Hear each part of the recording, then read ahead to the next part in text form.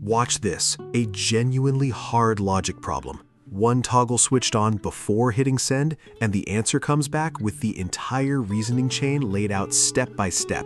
Not just a final guess, an actual visible thought process you can check line by line. Completely free, no subscription, no waitlist. This is DeepSeek, and most people using it right now are only touching a small fraction of what it actually can do, because the two settings that make it genuinely powerful sit quietly in the interface, untouched. Today, I'm showing you exactly what those settings do and when to actually use them. Before we go further, tap like on this video and drop a comment telling me if you have ever tried DeepSeek and walked away unimpressed, because I promise there is a reason for that. It helps this video reach more people who are getting mediocre results without knowing why.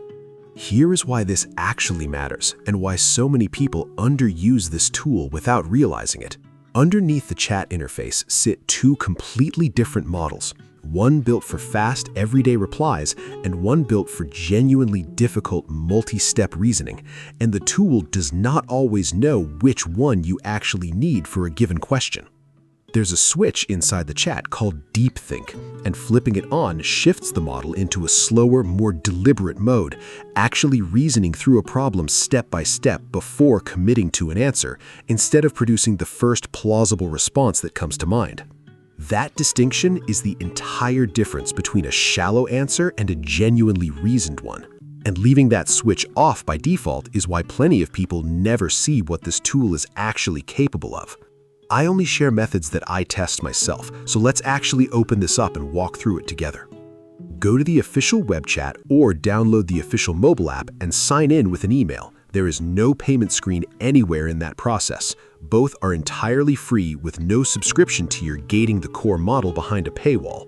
Once you're in, look for two toggles near the input box before you type anything. The DeepThink switch for reasoning mode, and a separate web search toggle for pulling in current, up-to-date information instead of relying only on what the model already knows. Neither toggle is on by default for every message, which is exactly why you need to consciously decide before you hit send, not after you get a disappointing answer. Let's walk through a real example of when DeepThink actually earns its place. Say you're working through a genuinely tricky decision with several moving parts, comparing two job offers with different salary structures, benefits, and long-term trade-offs that all interact with each other.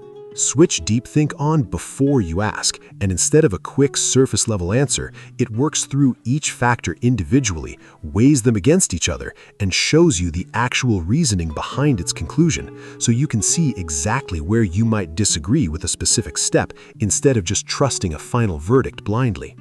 Here's a second example that shows the other toggle earning its keep. Say you need to know something that changes constantly, current pricing on a product, a recent announcement, anything tied to this week rather than general knowledge. Turn on the web search toggle before asking, and instead of guessing based on older training data, it actually pulls in current information from the web and grounds its answer in something real and recent, rather than confidently stating something that was true months ago but isn't true today. Here is a second example that shows the other toggle earning its keep. Say you need to know something that changes constantly, current pricing on a product, a recent announcement, anything tied to this week rather than general knowledge.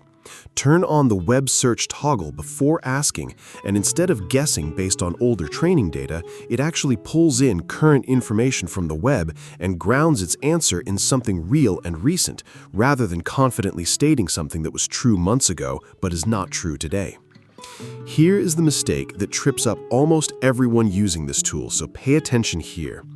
People either leave both toggles off for everything, wondering why answers feel shallow on hard questions, or flip DeepThink on for every single simple request, including things like rewriting a short sentence, and then sit there waiting far longer than necessary for a reasoning process that a quick task never needed in the first place.